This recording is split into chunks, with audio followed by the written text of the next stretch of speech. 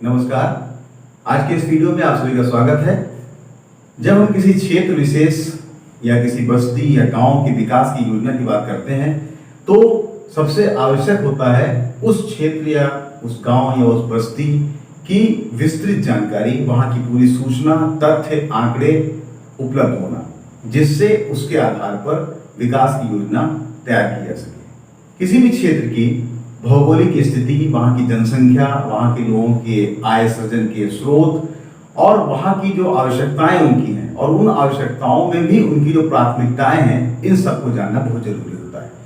तो इन सबको जानने के लिए एक टेक्निक होती है जिसको हम बोलते हैं पार्टिसिपेटरी रूरल अप्रेजल या पीआरए टेक्निक, जिसको हिंदी में हम सहभागी ग्रामीण आकलन भी कह सकते हैं। इस तकनीक के माध्यम से हमको किसी भी क्षेत्र की विस्तृत जानकारी प्राप्त हो जाती है और हम उस जानकारी के आधार पर उस क्षेत्र विशेष के लिए कोई प्रपोजल तैयार कर सकते हैं। तो आज के इस वीडियो का हमारा विषय है पार्टिसिपेटरी रूरल अप्रेजल, पीआरए या सहभागी ग्रामीण आकलन। तो आइए इसको हम लोग कुछ पीपीटी के माध्यम से समझते हैं। आइए शुरू करते हैं। किसी भी क्षेत्र, गांव या बस्ती में विकास संबंधी सुधारों को लागू करने व कार्यक्रमों के नियोजन और संचालन के लिए उस स्थान के विषय में विस्तृत जानकारी प्राप्त करना बहुत आवश्यक होता है। विगत कुछ दशकों से विकास की प्रक्रिया और विकास कार्यक्रमों के नियोजन की विचारधारा में काफ़ी परिवर्तन आया है। अब नियोजनकर्ता इस बात से सहमत हो गए हैं कि विकास कार्यक्रमों व योजनाओं का नियोजन ऊपर से नीचे नहीं बल्कि नीचे से ऊपर की ओर होना चाहिए। नियोजन स्थान विशेष की परिस्थितियों, संसाधनों और परिवेश के आधार पर ही सफल हो सकता है। ऐसी स्थिति में समुदाय की सहभागिता के बिना वास्तविक सूचनाएं एकत्र कर उनको विश्लेषित करना, उनकी परिस्थितियों को समझना और उनकी आवश्यकताओं तथा प्राथमिकताओं के आधार पर कार्यक्रमों का नियोजन करना संभव नहीं है। इस बदलते परिप्रेक्ष्य व चुनौतियों को ध्यान में रखते हुए अनेक विशेषज्ञों ने कुछ व्यवहारिक और सरल तरीकों को प्रयोग में लाना आरंभ किया, जिससे स्थानीय लोगों को जोड़कर उनकी सहभागिता से तथ्यात्मक जानकारियां एकत्र की जा सकें और उनकी आवश्यकताओं और दृष्टिकोणों के अनुरूप कार्यक्रमों का नियोजन और क्रियान्वयन किया जा सके। सहभागी ग्रामीण आकलन अथवा पीआरए की शुरुआत और प्रचलन इन्हीं सहभागी प्रयासों का परिणाम है।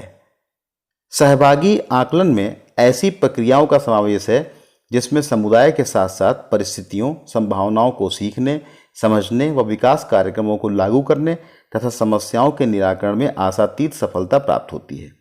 सहभागी आकलन के विकास के साथ साथ उपयोगकर्ताओं ने समय समय पर स्थानीय परिस्थितियों, वांछित जानकारियों और आवश्यकताओं को दृष्टिगत रखते हुए सुविधानुसार इसमें फेरबदल और सुधार भी किए हैं। इसी कारणवश यह पद्धति अनेक नामों से प्रचलित है, परंतु इसके मूल में सिद्धांत और उद्देश्य लगभग एक हैं। सहभागी पद्धति के विकास पर एक नज़र डालें तो हम ये देखते हैं कि सबसे पहले 1950 और 60 के दशक में तकनीकी का हस्तांतरण, 1970 के दशक में रैपिड रूरल अप्रेजल, 1975 और 80 के बीच में सहभागी ग्रामीण आकलन और 1980 में त्वरित आकलन विधियां और 1990 में सहभागी अधिगम क्रिया रैपिड लर्निंग एंड एक्शन के नाम से सहभागी कार्य किए जाने की योजनाएं बनाई गई। अब हम लोग देखते हैं कि जो गांव के विकास के लिए योजना बनाई जाती है तो सबसे प्रारंभिक कार्य क्या होता है। तो अगर देखा जाए तो किसी भी गांव की विकास की योजना बनाने के लिए या किसी भी क्षेत्र के विकास की योजना बनाने के लिए सबसे महत्वपूर्ण जो काम होता है वो होता है आंकड़े और सूचनाओं को एकत्र करना। गांव की योजना निर्माण हेतु उस गांव की जनसंख्या, मकान, उद्योग धंधे और स्थापना सुविधाएं जैसे स्कूल, सड़क, बिजली आदि संबंधित आंकड़ों और सूचनाओं की आवश्यकता होती है। इन आंकड़ों से गांव की कमियां का पता लग जाता है और इन कमियों को दूर करने की योजना बनाई जाती है। अब अगर हम देखें जो आंकड़े हैं उनके जो स्रोत हैं वो कहाँ से उपलब्ध होते हैं, तो वो ग्राम पंचायत कार्यालय से, खंड विकास अधिकारी कार्यालय से, घरों का सर्वेक्षण करके और पीआरए तकनीक के द्वारा। ये एक विभिन्न प्रकार पद्धतियों और टूल्स का मेनू है। तो ये कुछ ऐसे स्रोत हैं जहाँ से हम आंकड़ों को प्राप्त करते हैं। अब सवाल ये होता है कि यदि अन्य स्रोतों से आंकड़े उपलब्ध हैं तो पीआरए तकनीक का प्रयोग क्यों किया जाता है। तो देखिए, सबसे पहली बात यह है कि जो डाटा अन्य स्रोतों से उपलब्ध है वो कितना पुराना है ये पता नहीं है। जो डाटा है वो अपडेट कब हुआ है इसकी भी जानकारी नहीं है। नंबर 3, जो वेब पोर्टल पर डाटा है उसकी क्रॉस चेकिंग बहुत ज़रूरी होती है। Number 4, data collection face to face नहीं है बल्कि कंप्यूटर स्क्रीन में वो दिखाई देता है। पीआरए टेक्निक जो है इसमें गांव वालों से पूछते हैं, गांव वालों से सुनते हैं, उनसे सीखते हैं।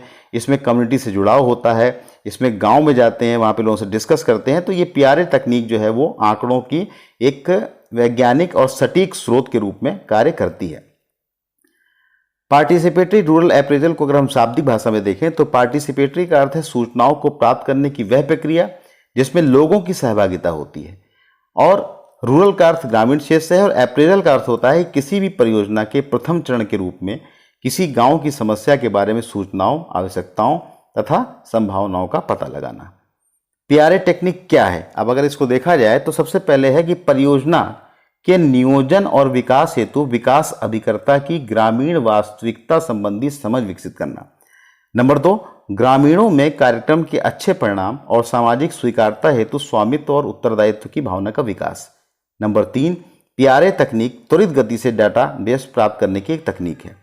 पीआरए तकनीक से डेटा एकत्र करने में ग्रामीण समुदाय से नजदीकियां बढ़ती हैं जो योजना निर्माण में मार्ग प्रशस्त करती हैं। पीआरए कई तरीकों, विधियों और आचार व्यवहारों की एक प्रक्रिया है।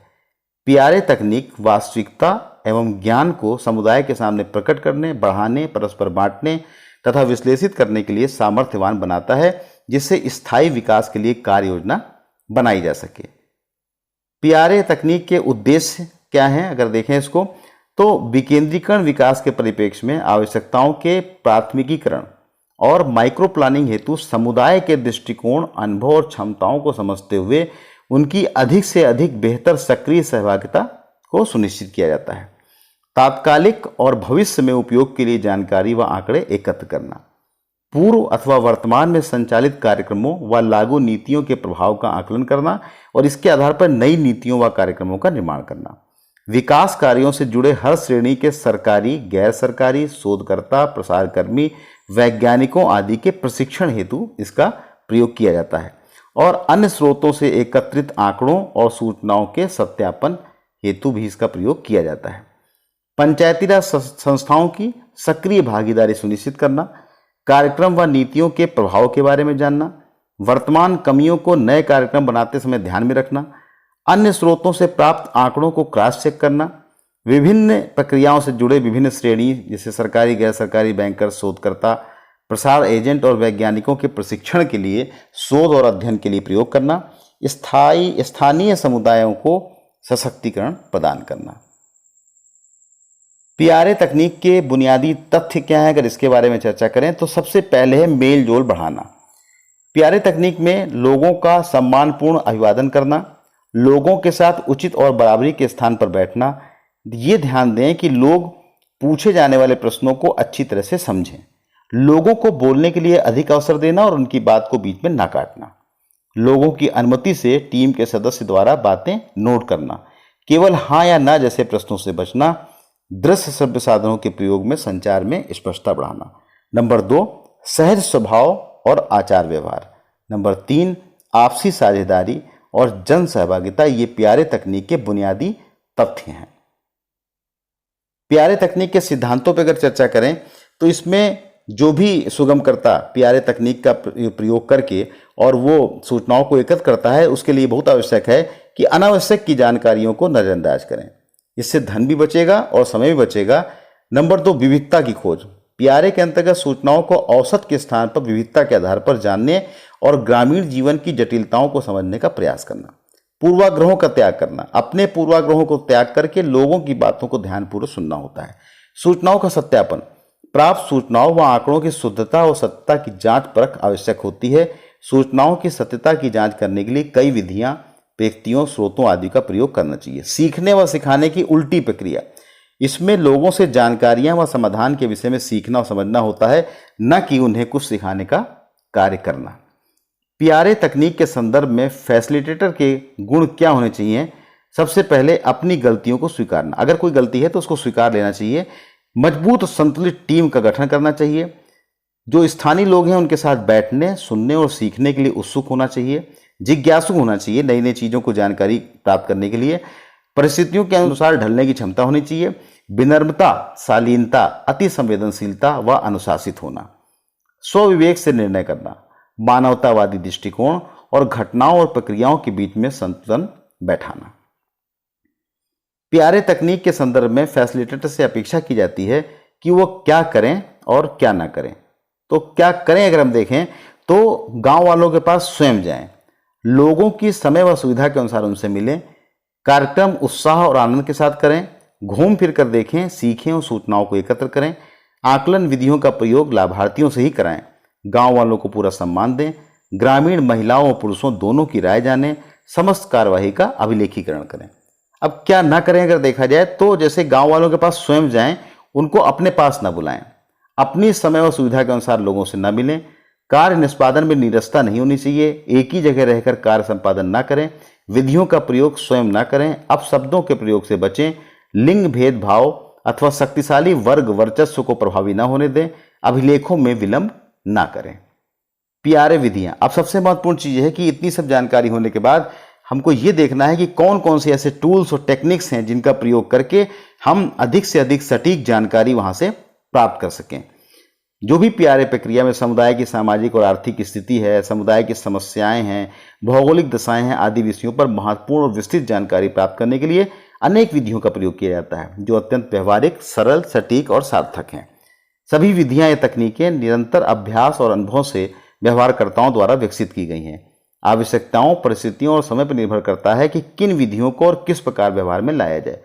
प्रचलित विधियों में से कुछ महत्वपूर्ण विधियां अग्रलिखित हैं। सहभागी मानचित्र, इसके अंतर्गत सामाजिक मानचित्र, शिक्षा स्वास्थ्य मानचित्र, सेवा सुविधा मानचित्र। नंबर 2 मौसमी विश्लेषण, नंबर 3 पाई चित्रण, 4 चपाती चित्रण, संपदा वर्गीकरण, समय रेखा घटनाक्रम, मैट्रिक्स क्रमांकन, अनौपचारिक साक्षात्कार, समूह चर्चा और समस्या प्राथमिकीकरण। ये कुछ ऐसे टूल्स हैं जिनके द्वारा हम सूचनाओं को प्राप्त करते हैं। तो आइए संक्षेप में इसके बारे में जानते हैं कि ये तकनीक कैसे प्रयोग की जाती है। सबसे पहले है सहभागी मानचित्रण। सार्थक नियोजन के लिए जरूरी है कि जिस क्षेत्र के लिए नियोजन किया जा रहा है उस क्षेत्र के वो अनुकूल हो। इसके लिए उस क्षेत्र के परिवेश की वर्तमान स्थिति के ढांचे का मानचित्रण स्थानीय लोगों के सहयोग से बनाया जाता है। मानचित्र में स्थान विशेष की विविध जानकारियां संकेतों के माध्यम से अंकित की जाती हैं। मानचित्र हमें उस स्थान के विषय में सूक्ष्म जानकारी प्रदान करता है जिसके माध्यम से हम सटीक नियोजन कर सकते हैं। सहभागी मानचित्र से समस्याओं का सही निदान अल्पकाल में निकल आता है और सहभागिता होने से समस्याओं का उपयुक्त हल भी मिल जाता है। ऐसा नियोजन संसाधनों का अपव्यय होने से बचाता है और सफलता की काफी हद तक सुनिश्चितता होने से समूह और कार्यकर्ता दोनों का मनोबल भी बना रहता है।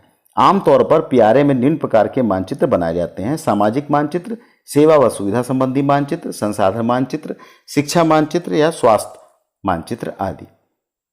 सहभागी मानचित्रण में सबसे पहले हम देखेंगे सामाजिक मानचित्रण। सामाजिक मानचित्रण में विभिन्न श्रेणियों, महत्वपूर्ण संस्थानों, भौतिक और सामाजिक अवसंरचनाओं और अन्य सुख सुविधाओं के अनुसार परिवार को दर्शाया जाता है। सामाजिक मानचित्र में सभी घरों, गांव के निवासियों को बढ़ने व घटने का विवरण कारण सहित दर्शाया जाता है। इसमें विभिन्न जाति समूहों, धार्मिक समूहों आदि को भी दर्शाया जाता है।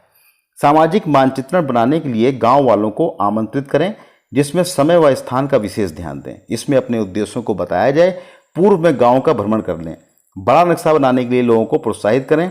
मानचित्र का विश्लेषण अवश्य कराएं और जमीन पर बनाए गए नक्शे को कागज पर बनाएं। इस विधि में ग्रामीणों के समूहों के साथ गांव की एक दिशा से दूसरी दिशा तक भ्रमण किया जाता है। पूरे गांव या स्थान को क्षेत्र विशेष के आधार पर वहां के संपूर्ण क्रियाकलापों को एक दृष्टि से देखना, समझना और विश्लेषण करना ट्रांजेक्ट वॉक कहलाता है। जमीन पर बने नक्शे का बाद में चार्ट पेपर पर बना लिया जाता है। अभी हम लोगों ने बात की थी ट्रांजेक्ट वॉक की।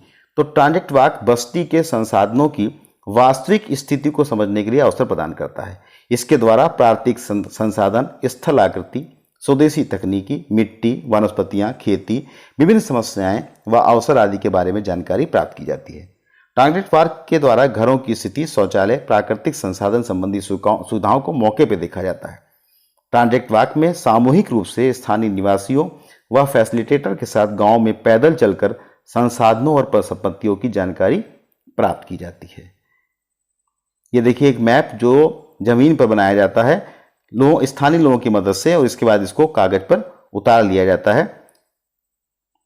सामाजिक मानचित्रण की अगर हम आगे बात करें तो गांव जाते ही मानचित्र बनाने की बात एकदम से नहीं की जानी चाहिए। पहले बातचीत और मेलजोल से स्थानीय लोगों के साथ अपनत्व बढ़ाने का प्रयास किया जाना चाहिए और उनका विश्वास प्राप्त किया जाना चाहिए। पहले लोग मानचित्र बनाने में झिझकते हैं। हमें कोशिश करनी चाहिए कि जहां बैठे हैं वहीं एक लकड़ी या पत्थर का टुकड़ा हाथ में लेकर जमीन को थोड़ा साफ करके कोई चिन्ह बना सकते हैं कि हम यहाँ पर हैं, या गांव बस्ती का स्कूल या मंदिर कहाँ है। इससे जुड़ा दूसरा घर बनाकर लकड़ी या पत्थर वहीं के लोगों को दिया जाता है कि आगे घर, गली आदि बनाते चले जाएं। धीरे धीरे लोगों की झिझक मिटती जाती है। कुछ लोग नक्शा बनाने में रुचि लेने लगते हैं और नक्शा बना रहे स्थानीय व्यक्ति को अपना सुझाव देने लगते हैं। मानचित्र कई बार बनता बिगड़ता है और फिर हम लोग पीछे हट जाते हैं और गांव वाले पूरी प्रक्रिया को अपने हाथ में ले लेते हैं। नक्शा बनाने में स्थानीय वस्तुएं जैसे बीज, पत्तियां, पत्थर, लकड़ी आदि की सहायता विभिन्न वस्तुओं को दर्शाने में की जाती है। नक्शा बन जाने के बाद इसे कागज पर उतारा जाता है।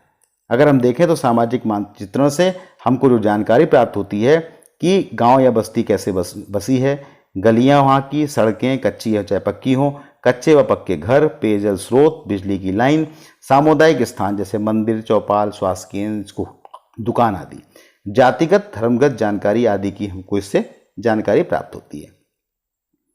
इसके कई उपयोग हो सकते हैं, जैसे बस्ती की जनसंख्या जानने में, विभिन्न आयु वर्ग की संख्या जानने में, स्त्री पुरुष की संख्या जानने में, पढ़ने और ना पढ़ने वाले बच्चों की संख्या जानने में, विभिन्न उद्योगों में लगे लोगों की जानकारी प्राप्त करने में, बाल श्रमिक के बारे में, धर्म जाति के लोगों की जनसंख्या के बारे में, कच्चे पक्के मकानों के बारे में, रोजगार, मानव शक्ति आदि आंकड़ों को एकत्रित करने में, कामकाजी महिलाओं के बारे में, स्वास्थ्य व पोषण संबंधी जानकारी प्राप्त करने में, महिलाओं और पुरुषों से अलग अलग मानचित्र बनवाने से दोनों की समझ का अंतर स्पष्ट पता लगाने में आदि। आवश्यकता अनुसार सामाजिक मानचित्र के साथ संसाधन, स्वास्थ्य, शिक्षा सेवा, सुविधा आदि जैसे विषयों को भी जोड़ा जा सकता है अथवा इन मानचित्रों को अलग से भी बनाया जा सकता है। सामाजिक मानचित्रण में अगर ध्यान रखने वाली बातों को हम देखें तो इसमें सामाजिक पक्ष का सदैव ध्यान रखना चाहिए, अन्यथा ये मानचित्र मात्र गांव का नक्शा बन के रह जाएगा। लोगों को मानचित्र बनाने में उन्हीं के पसंद के अनुसार चिन्हों से अंकित करने का अवसर दें। मानचित्र बनाकर उस पर चर्चा अवश्य की जाए।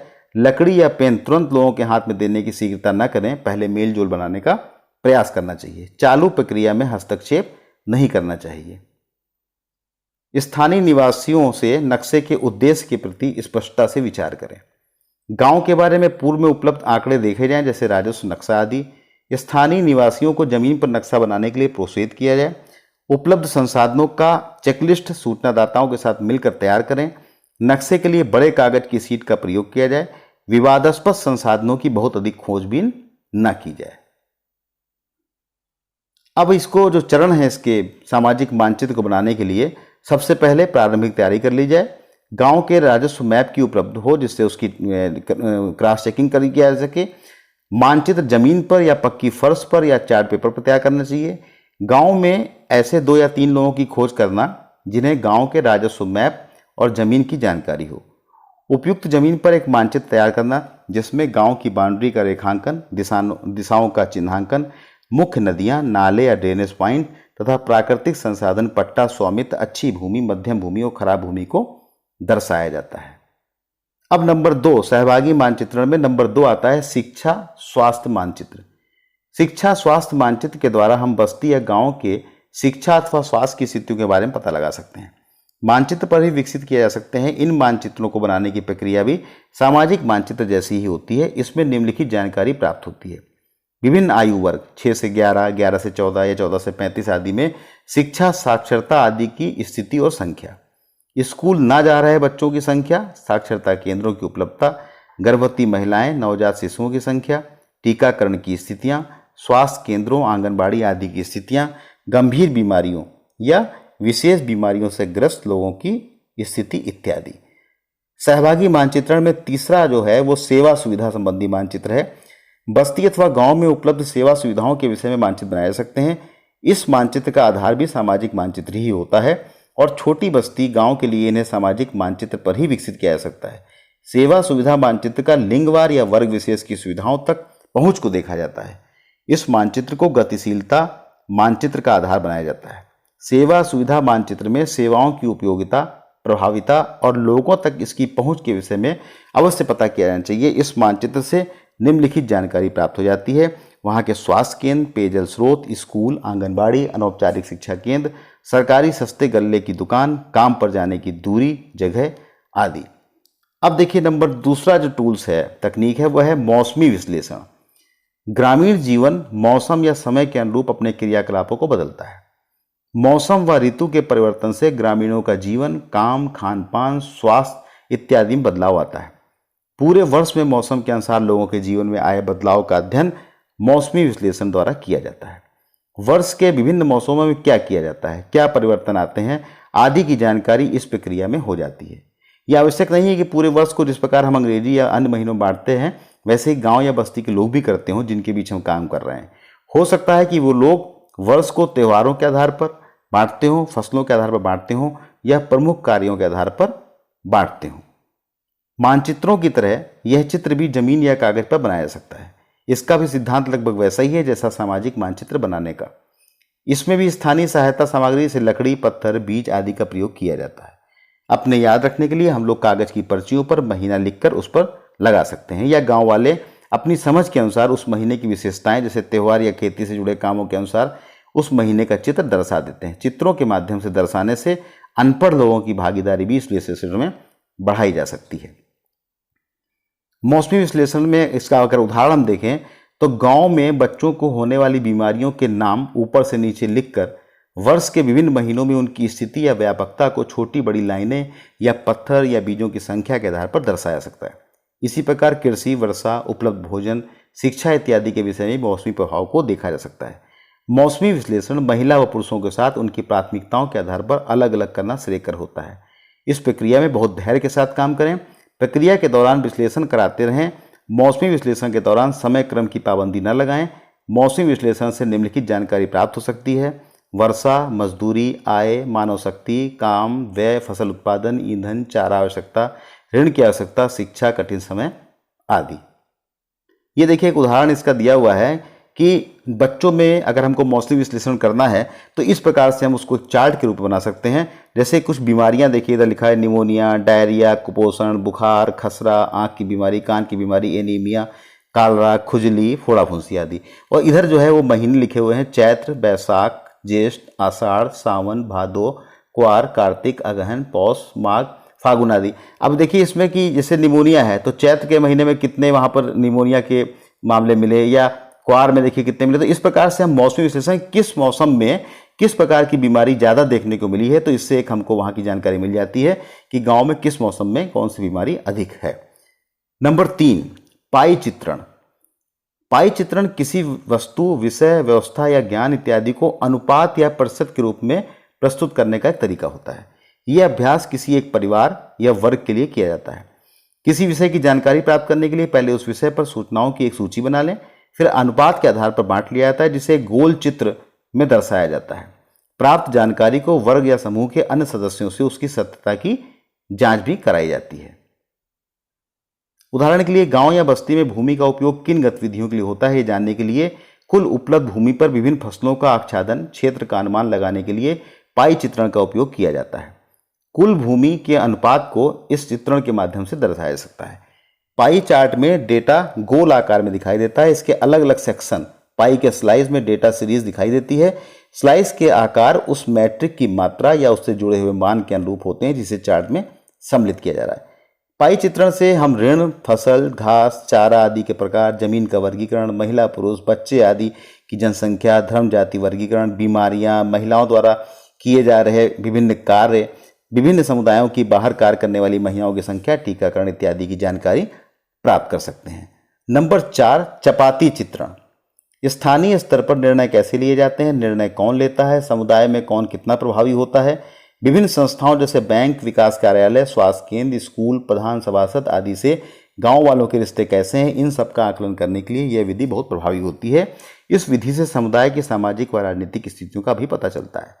इसकी विधि अगर हम देखें तो कागज के छोटे छोटे विभिन्न प्रकार के गोले काट कर रख लिए जाते हैं। बड़े गोले अधिक प्रभाव को और छोटे गोले कम प्रभाव को दर्शाते हैं।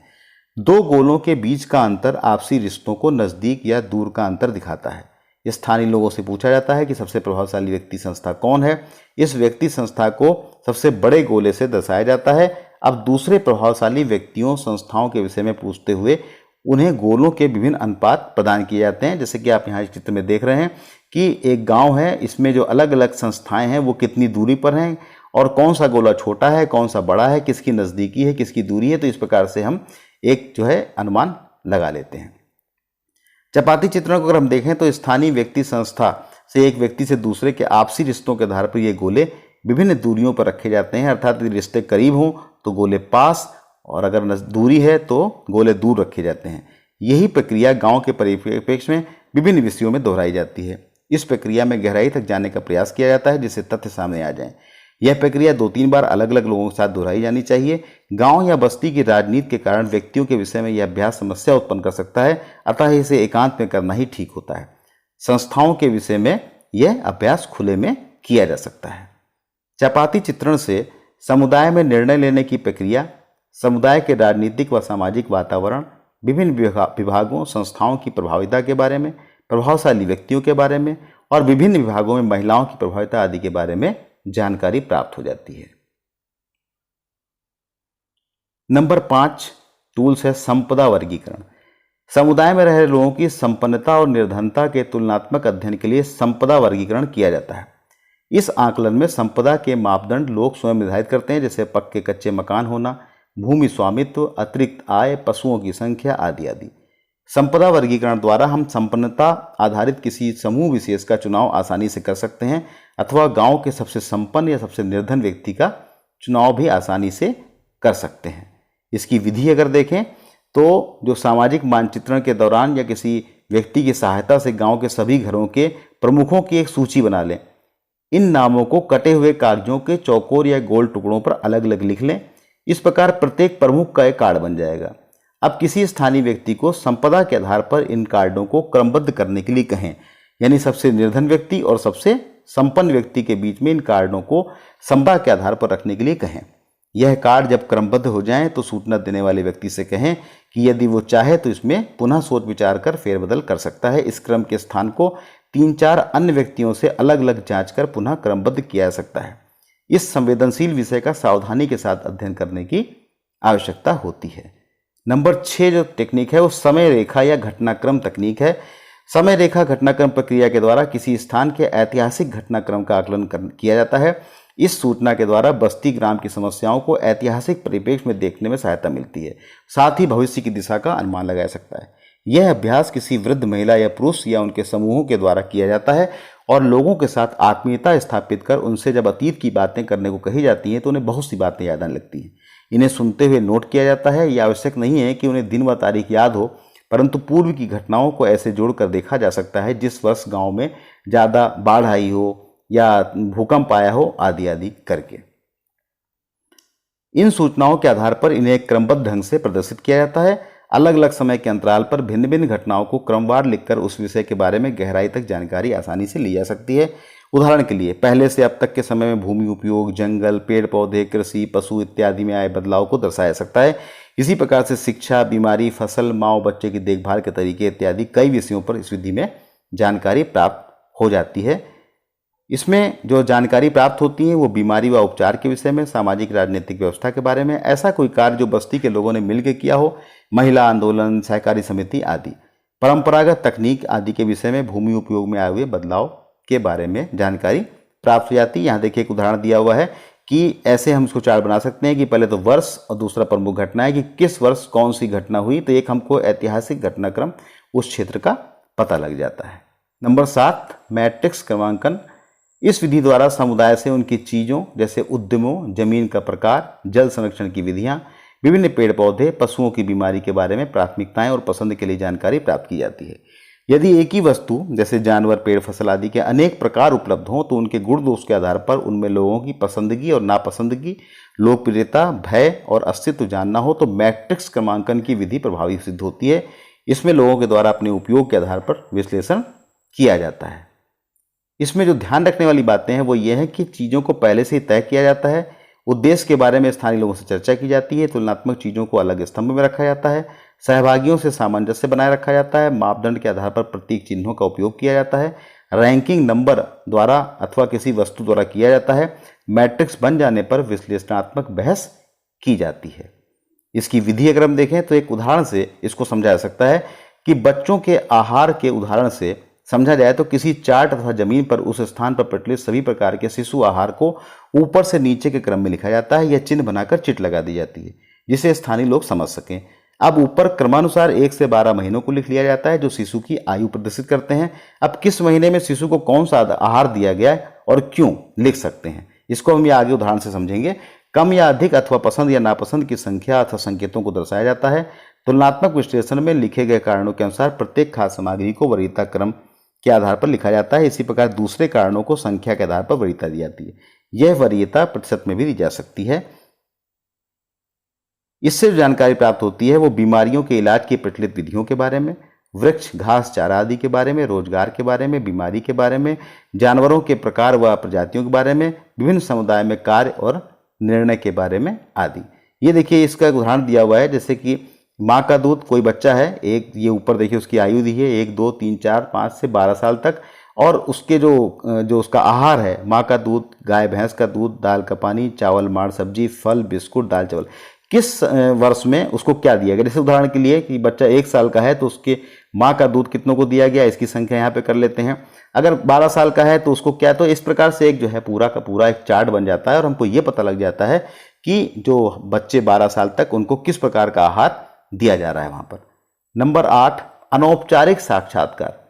आमतौर पर साक्षात्कार द्वारा जानकारी एकत्र करने में हम पहले से प्रश्न सोच कर जाते हैं और उसी के अनुसार उत्तर पाने की कोशिश करते हैं। पीआरए में अनौपचारिक साक्षात्कार एक प्रभावी प्रक्रिया होती है जहां कुछ प्रश्न तो पहले से निर्मित होते हैं पर बहुत से अन्य प्राप्त जानकारी और स्थानीय लोगों की प्राथमिकताओं के आधार पर तय किए जाते हैं। ऐसे अनौपचारिक साक्षात्कार आराम से किए जाते हैं जिनमें प्रश्नों के बाद विषय पर चर्चा भी की जाती है और ये प्रयास किया जाता है कि हमारे प्रश्न खुले हुए हों, अर्थात जो जवाब आए उनकी सीमा हमारे प्रश्न के कारण संकुचित न हो जाए। पीआरए कर रहे व्यक्ति के अपने दिमाग में एक चेकलिस्ट रखनी होती है जिससे आगे के प्रश्नों या बातचीत का क्रम चलता रहे। ऐसे अनौपचारिक साक्षात्कार जहां और जब आवश्यक हो किए जाने चाहिए। पीआरए में किए गए अन्य अभ्यासों में जहां मानचित्रण या चित्रण किया गया हो उस पर भी विभिन्न विषयों पर ऐसे साक्षात्कार किए जा सकते हैं ताकि जानकारी गहराई से निकल सके।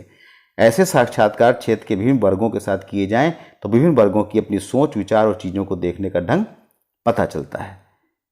अनौपचारिक साक्षात्कार में ध्यान रखने वाली बातें, समुदाय में बाहरी होने का आभास ना होने दें, जितनी शीघ्र हो सके मेलजोल बढ़ाने का प्रयास करें, अपनी सोच समुदाय पर कभी हावी ना होने दें। पीआरए कर रहे व्यक्ति को सुनने की आदत डालनी चाहिए। यदि एक से अधिक लोग पीआरए कर रहे हो तो आपस में चर्चा करना ठीक नहीं है। जानकारी प्राप्त करने में प्रश्न बहुत सहायक होते हैं। साक्षात्कार में कौन, क्या, कहाँ, कब, क्यों और कैसे, इन सहायकों का यथा योग्य प्रयोग अवश्य किया जाता है जिससे कि अधिक से अधिक जानकारी प्राप्त हो सके। 9वां है सामूहिक चर्चा। समूह चर्चा में समुदाय एकत्रित होकर समूह के द्वारा अपने अनुभवों का आदान प्रदान करके कार्य का निर्णय करते हैं। यह एक बहु प्रचलित और आसान तरीका है।